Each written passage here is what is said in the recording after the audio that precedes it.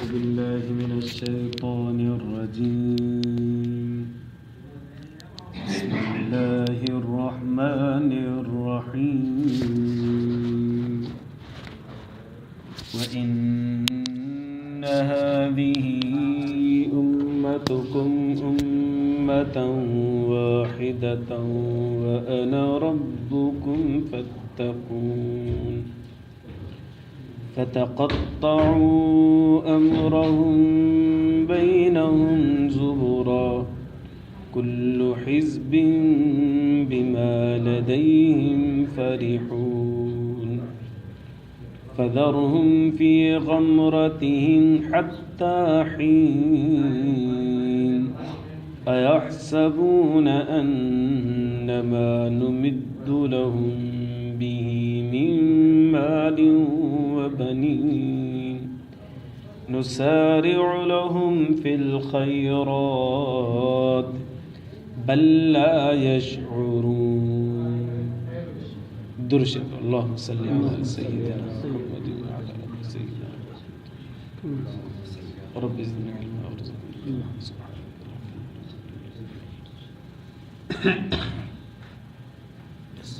मुझे मुअज़्ज़ज़ मुहतरम मुकर्रम मुजाहिद मुवाहिद भाइरों दोस्तों बुजुर्गों, अरिड़हों सिपारो सूरत मोमिनून आयत नंबर 52 खां वठी 56 ताईं मूं तव्हां जे साम्हूं तिलावत कई। इन आयतुनि जे अंदरि अल्लाह तबारक व तआला पोयनि पैगंबरनि जी उम्मत जो तज़किरो फरमायो आहे ऐं उन्हनि जो गुमराह हुजण जो बि तज़किरो फरमायो आहे।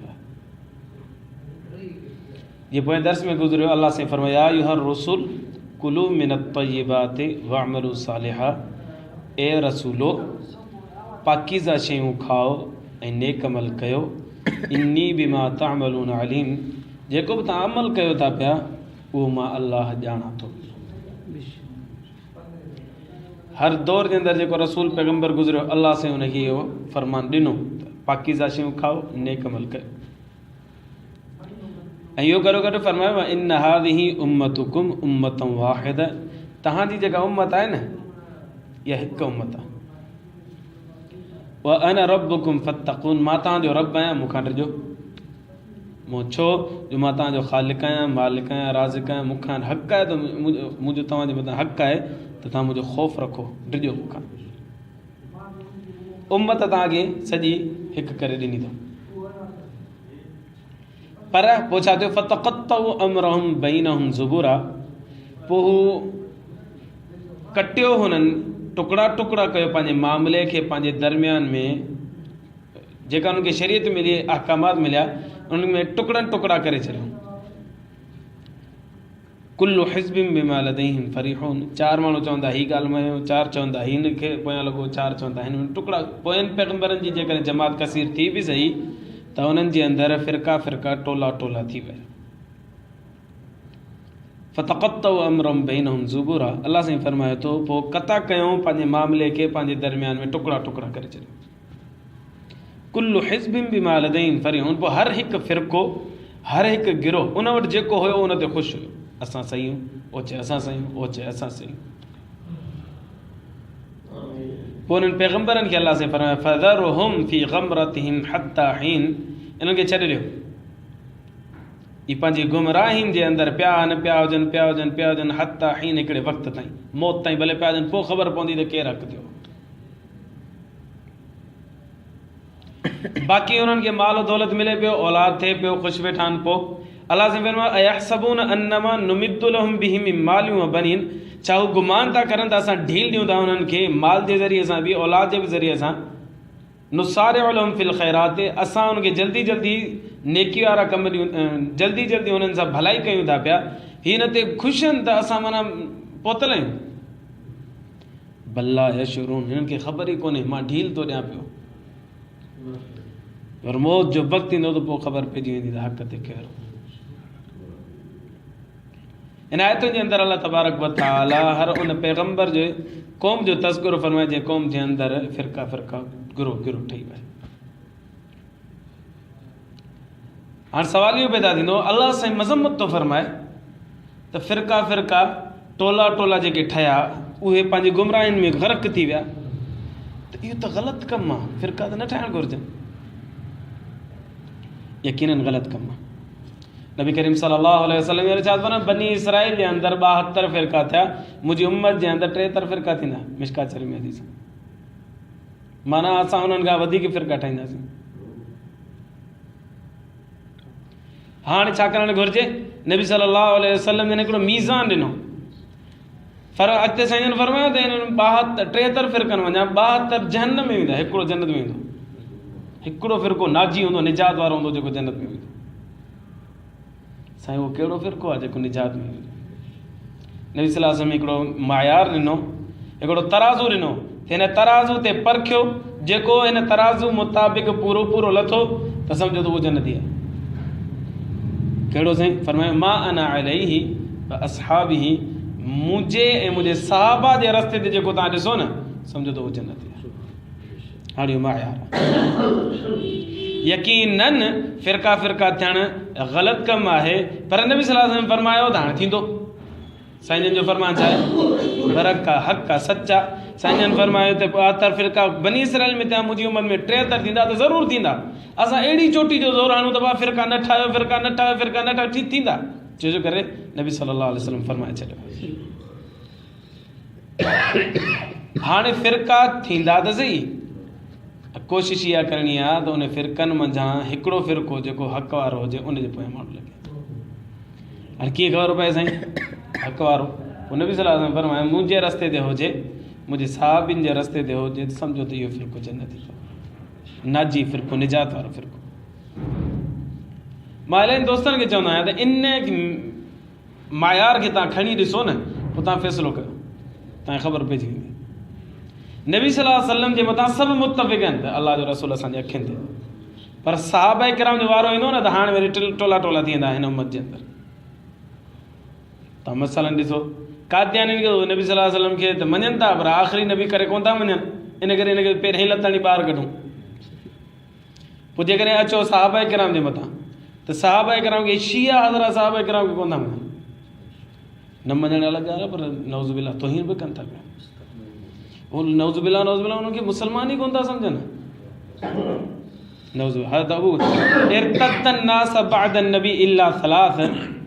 अहले तशी वारा चवनि था नबी सल्लल्लाहु अलैहि वसल्लम खां पोइ सभु सहाबी काफ़िर थी विया, टे सहाबी सभु बचा बसि, अम्मार बिन यासिर, अबू ज़र गफ़ारी, सलमान फ़ारसी, ये 3 मुसलमान आहे, बाक़ी सभु काफ़िर थी विया। लिहाज़ा इहे साहब किराम खे मञनि ई कोन था त हुनजी पैरवी किथां कंदा? हुनजे पासे अहले हदीस हज़रात जे अचो, उहो हुननि जो बि इहो ई कौल आहे त साहबा किराम जो कौल फेल हुज्जत न इस्त, साहबी सगोरनि जो जेको कौल फेल आहे न उहो असांजे लाइ दलील न आहे। नबी सल्लल्लाहु अलैहि वसल्लम मायार ॾिनो मुंहिंजे रस्ते ते ऐं मुंहिंजे साहबा जे रस्ते। हिकिड़ी आयत तव्हांखे ॿुधायां, अजीब आयत, 10 सिपारे जे अंदरि सूरत तौबा जे अंदरि अल्लाह साईं तो इरशाद फरमाया वस्साबिक़ून अल अव्वलून मिनल मुहाजिरीन वल अंसार वल्लज़ीन इत्तबऊहुम बिइहसान रज़ियल्लाहु अन्हुम व रज़ू अन्हु। ये अजीब आयत है।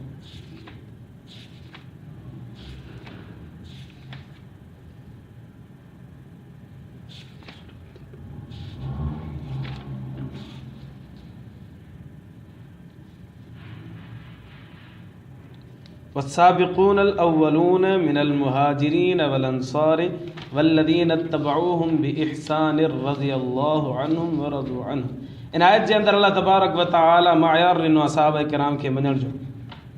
अजीब ॻाल्हि फरमायो अल्लाह 11 सिपारे जे शुरू में फरमायो अल्लाह साईं त सबक़त हासिल करण वारा पहिरां जेके मुहाजिर साहबी आहिनि वल अंसार ऐं उहे साहबी जेके अंसार गुज़रिया, वल्लज़ीन इत्तबऊहुम ऐं उहे साहबी जेके अंसार ऐं मुहाजिरीन जे पोयां पोयां ईंदा विया। नबी सल्लल्लाहु अलैहि वसल्लम मक्के में हुआ त मक्के में जिन मुसलमान थिया उहे सबक़त हासिल करण वारा साहबी, वरी साईं जन हिजरत करे मदीने में आया त मदीने में जिन ईमान आंदो उथंदे उहे साहबी। हाणे इन्हनि खां बाद में वरी जेके बाद में अचनि था पिया, जेसि ताईं नबी सल्लल्लाहु अलैहि वसल्लम हयात हुआ बाद में जेसि ताईं हयात हुआ तेसि ताईं जेके मुसलमान थींदा रहिया साहबी वल्लज़ीन इत्तबऊहुम बिइहसान जिनके नेकी जे लाइ हुननि जे पोयां ईंदा रहिया अल्लाह से फरमायो रज़ियल्लाहु अन्हुम व रज़ू अन्हु, मां अल्लाह इन्हनि सां राज़ी आहियां इहे मां अलाह सां राज़ी आहियां। वअअद्द लहुम जन्नातिन तजरी तहतहल अनहार, मूं तयारु कयो आहे हिननि जे लाइ जन्नत बाग़ात तयारु कयो जंहिंजे हेठां नहरूं पियूं थियूं वहनि, ख़ालिदीन फीहा अबदा, हमेशह हिन में रहंदा। ज़ालिकल फ़ौज़ुल अज़ीम, इहा वॾी कामयाबी आहे। जन्नत में जेको वियो ऐं हमेशह हमेशह जे लाइ वियो, अलाह से फरमायो इहा वॾी कामयाबी आहे। मालूम थियो त सहाबा किराम सभु जा सभु छा आहिनि, जन्नती आहिनि। हाणे जेको केरु सहाबा किराम जे ख़िलाफ़ आङुर खणंदो त उहो छा आहे, गुमराह थींदो। नबी सल्लल्लाहु अलैहि वसल्लम मायार ॿुधायो त मुंहिंजे रस्ते ते, मुंहिंजे साहबनि जे रस्ते ते हलो त कामयाबु थींदो। सूरत तौबा जे अंदरि, सूरत बक़रा जे अंदरि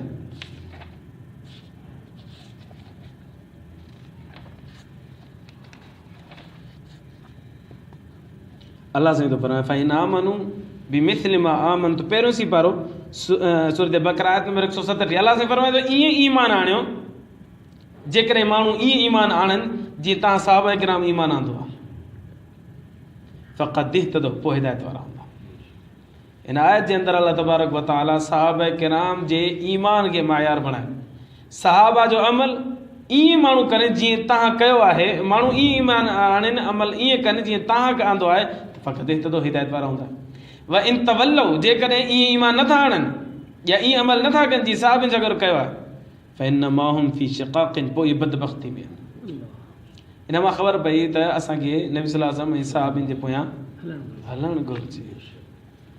इन करे जेको बि साहब किराम खे नथो मञे त उहो पटड़ी तां लथो, उहो उन 72 फ़िरक़नि में हूंदो जेके वेंदा जहन्नम जे अंदरि।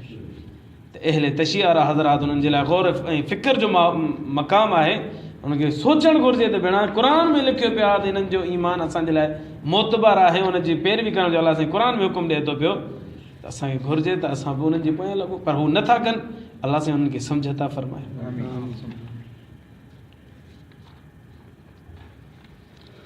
हज़रत उमर रज़ियल्लाहु ताला अन्हु जॾहिं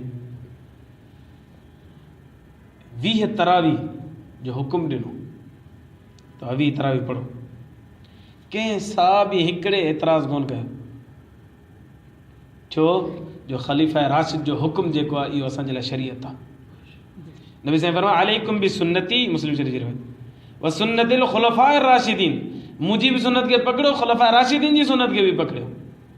असां सॼो रमज़ान तरावी पढ़ंदा आहियूं न, नबी सल्लल्लाहु अलैहि वसल्लम सॼो रमज़ान पढ़ी कोन्हे, नबी साईं जन 3 रातूं पढ़ियूं, त माना सुन्नत 3 रातूं पढ़णु थींदो न। पर असां चवंदा न, नबी साईं जो फेल बि सुन्नत आहे त साहबनि सगोरनि जो फेल बि सुन्नत आहे। नबी साईं पर मुंहिंजी बि सुन्नत पकड़ियो, ख़ुलफ़ाए राशिदीन जी बि सुन्नत खे पकड़ियो। 3 रातूं पढ़ियोसीं त उहो नबी साईं जी सुन्नत ते अमल थींदो, सॼो महीनो पढ़ंदासीं त हज़रत उमर जी सुन्नत ते अमल थी वेंदो।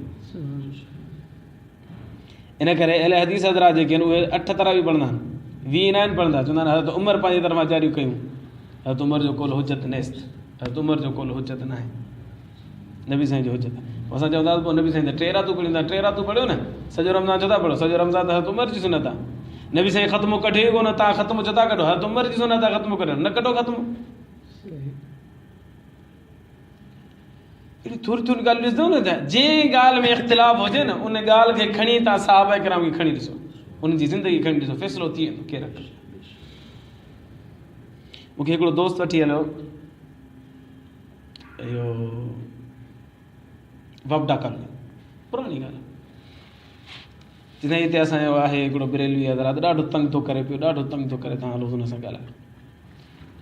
असां त मुनाज़िर त आहियूं कोन, पर थोरो घणो पढ़ियो त आहे अल्हम्दुलिल्लाह। मां हुन सां वियुसि, हुन सां ॻाल्हि राति जा 2 थी विया, 10 बजे जो वेंदड़ 2 बजे ते हुन सां मुंहुं मारी हली। पोइ मूं हुनखे चयो त तव्हां चओ था पिया त आज़ान खां पहिरीं सलाद पढ़णु ज़रूरी आहे, जेको नथो पढ़ियो गुस्ताख़। मां चवां थो हज़रत बिलाल कोन पढ़ी, पोइ हज़रत बिलाल गुस्ताख़ थींदो, ख़बर त छा पियो चए, बिना ज़रूरी कोन्हे, नथो पढ़े त न पढ़े केरु। मुंहिंजो इहो त मूंखे थो चई, पंहिंजे मस्जिद वारनि खे त चई ॾेखार, 2 ॾींहं सलाद बंदि त करे ॾेखार। चई न असां बंदि करे ॾेखारे सघूं था। हाणे हुन वटि का मस्जिद हुई कोन त बंदि करे ॾेखारे। मुंहिंजे हैदराबाद में कंहिं बि मस्जिद में हल, तूं 5 ॾींहं सलाद बंदि करे ॾेखार, तोखे काफ़िर न चवंदो, मूंखे चओ। तव्हां माण्हुनि जो अक़ीदो इहो ठाहियो आहे त भाउ आज़ान खां पहिरीं सलाद पढ़णु फ़र्ज़ु आहे, न पढ़ंदो त काफ़िर आहे, उहो असांखे चवंदा आहिनि काफ़िर आहे। मौजूद असां काफ़र आहियूं त हज़रत बिलाल बि कोन पढ़ी, उन बारे में छा फ़ैसिलो कंदो नौज़ बिल्लाह मिन ज़ालिक। त फ़ैसिलो छा करिणो आहे, जंहिं मसइले में इख़्तिलाफ़ हुजे कंहिंखे खणणो आहे, सहाबा किराम नबी सल्लल्लाहु अलैहि वसल्लम खे, सहाबा किराम। तव्हां मापींदा अचो, फ़ैसिलो साफ़ थी वेंदो।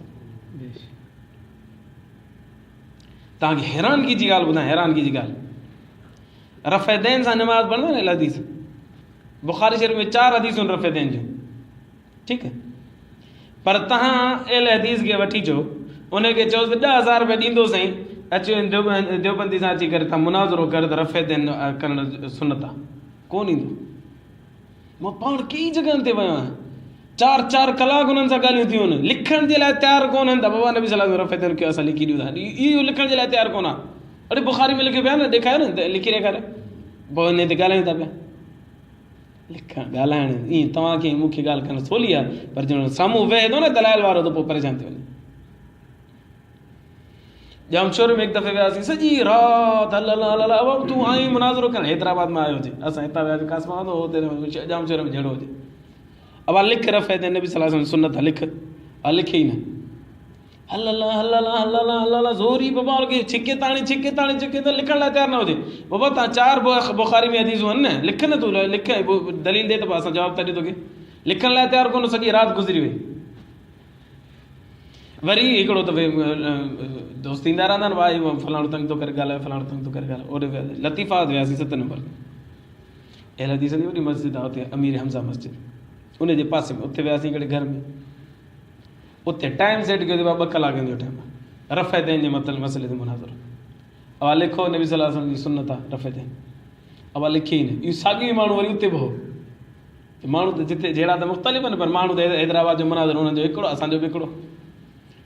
2 कलाकनि ताईं हुन लिखियो कोन त रफ़ैदैन करणु सुन्नत आहे, नबी साईं कई। नबी सल्लल्लाहु अलैहि वसल्लम शुरू इस्लाम में रफ़ैदैन कंदा, बाद में रफ़ैदैन छॾे ॾिनो। उहा मुस्लिम शरीफ़ में रिवायत आहे, तिरमिज़ी शरीफ़ में रिवायत आहे, निसाई में, अबू दाऊद, जिते किथे पर कल्ह मूं फेसबुक ते हिकिड़ी पोस्ट पे ॾिठी, ईअं पिया हलायूं, कंहिं व्हाट्सअप ते हिकिड़ो पोस्ट कई त मौलाना अब्दुल गफ़ार साहिब असांजो उस्तादु आहे, मां कराची में नोट पढ़ियोसि, उन हिकिड़ी किताब लिखी आहे, उन में 841 रिवायतूं ज़िक्र कयूं अथई हदीसूं रफ़ैदैन न करण जूं, 841, हुन में नंबर लॻियो पियो, मूं झटपट फ़ोन कई, साईं अस्सलाम वालेकुम, ख़ुशि आहियो, ख़ैर तबियत ठीकु आहे साईं, उहो किताब आई आहे, किथे मिलंदी, कीअं थींदो? चए पुट किताब मूं लिखी छॾी आहे, पर हाणे छापराइण जे लाइ असां वटि असबाब कोन, हुन में लिखियलु आहे, चई पोस्ट पढ़ो, हुन पोस्ट में लिखियलु आहे त दोस्तों से गुज़ारिश है कि दुआ करें कि अल्लाह से असबाब मुहैया करे त थी वञनि। मुंहिंजी साईं उहो ई घणनि सफ़ात में 644 अलाए घणा एतिरा ॿुधाई सफ़नि ते मुश्तमिल आहे, ऐं मूं 841 हदीसूं मूं जमा कयूं रफ़ैदैन न करण जूं। मूं चयो साईं उहो हीउ त तक़रीबन 1.5 लख जो ख़र्चो हूंदो, चए 2 लख जो ख़र्चो आहे, 2 लख रुपया ख़र्च अचे थो, दुआ कयो अल्लाह साईं असबाब ठाहे त मां छापी। त चवण जो मक़सदु त रफ़ैदैन करण जूं 14, 15, 17 रिवायतूं हूंदियूं, तकरार सां जेके रिवायतूं अचनि थियूं न उहे 70-80 खनि थींदियूं, पर न करण जूं 800 खां वधीक रिवायतूं आहिनि, जेके हाणे इनशाला इहे छपजंदी, अलाह कंदो इनशाला वठंदासीं किताब। त अलाह साईं फरमाए थो त इहे जेके फ़िरका थिया हुन उम्मतुनि वारा, उहो ग़लति उन्हनि कमु कयो, असांजी उम्मत में बि फ़िरका थींदा, इहो बि ग़लति कमु आहे, पर नबी साईं फरमाए थींदा त हाणे थींदा, असां हिन ते चाहियूं मजबूर आहियूं, असां जेकॾहिं रोकण जी कोशिशि कंदासीं त पाण फ़िरको ठही वेंदासीं। मिसाल तव्हांखे ॾियां, जमात इस्लामी 1941 में मौलाना मौदूदी साहिबु चयो त बाबा फ़िरका ग़लति आहिनि, अचो त हिकु प्लेटफॉर्म ते जमा थियूं, फ़िरका न हुजणु घुरिजनि। मौदूदी साहिबु पाण हिकिड़ो फ़िरको ठही, जमात इस्लामी फ़िरको आहे या न आहे? उहो बि फ़िरका जॾहिं हुन ऐलान कयो त असां उलमा देवबंद हुनजी पुठि भराई कई त तूं सही थो चए। मौलाना हुसैन अहमद मदनी रहमतुल्लाह अलैहि पोयां हो, मौलाना शेखुल हदीस मौलाना ज़कीरिया रहमतुल्लाह अलैहि फ़ज़ाइल माल जे किताब लिखिया, उहो हुनजे पोयां हलियो, ऐं मौलाना इलियास कांदेलवी रहमतुल्लाह अलैहि जी तबलीग जमात शुरू कई, इन बुज़ुर्ग उहो पोयां हलियो, पर पोइ बाद में हुन 1963 में हिकिड़ी किताब लिखी, हुन किताब में लिखी त सहाबा किराम मायार हक़ न आहिनि, सभु बुज़ुर्ग पियो थी थिए, उहो तूं ग़लति थो चई, सहाबा किराम कीअं मायार हक़ न आहिनि, चई न कोन्हनि, नौज़ बिल्लाह वग़ैरह अजीब अजीब ॻाल्हियूं करणु लॻो। त असल में जेको मायार ऐं मीज़ान आहे न असांजे लाइ सहाबा किराम। हाणे जेको बि उथंदो न त फ़िरको न हुजणु घुरिजे, उहो पाण छा थी वेंदो, फ़िरको थींदो। हाणे बसि महिनत इहा करणी आहे दबा नबी सल्लल्लाहु अलैहि वसल्लम जे रस्ते ते हलणो आहे, साहबा किराम जे रस्ते ते हलणो आहे बसि। फ़िरको यकीनन ग़लति आहे, यकीनन ग़लति आहे, पर असां मजबूर आहियूं थींदो। जीअं केरु माण्हू चयो बाबा मां वञी बीहां थो पियो इसराइल में, दज्जाल ईंदो मारींदोमांसि, रस्तो रोकींदोमांसि, उम्मत खे परेशान न करे। नबी साईं जन फरमायो त ईंदो 40 ॾींहं हुनजी ज़िंदगी हूंदी, पूरी रूए ज़मीन ते चकर हणंदो, हो चवंदो मां कोन हलणु ॾींदोमांसि। इन जी ॻाल्हि हलंदी? रस्तो रोके थो बीहां बाबा कोन अचणु ॾींदोमांसि, कोन वञणु ॾींदोमांसि, इन जी ॻाल्हि हलंदी? नबी साईं फरमायो त थींदी, बसि थींदी। त हाणे फ़िरक़नि जे बारे में बि यकीनन ग़लति अथनि ऐं न थियणु घुरिजे, उम्मत में इतिहाद इतिफ़ाक़ हुजणु घुरिजे, पर नबी साईं फरमायो थींदो त थींदा, असां मजबूर आहियूं, कुझु नथा करे सघूं। असांखे इहे सच ऐं हक़ जी ॻोल्हा करणी आहे, उहो मयार नबी साईं ॾेई विया, उम्मत खे ऊंधे में कोन छॾे विया। साईं फरमायो मुंहिंजे रस्ते ते इंसाफ़ जे रस्ते ते हलंदो कामयाबु थींदो। हिकिड़ी ॿी ॻाल्हि जी शदीद ज़रूरत आहे, जंहिंजी महिनत मौलाना तारिक जमील साहिबु करे रहिया आहे। फ़िरका फ़िरका थियो, पर हिक ॿिए खे मारण जी ॻाल्हि न कयो।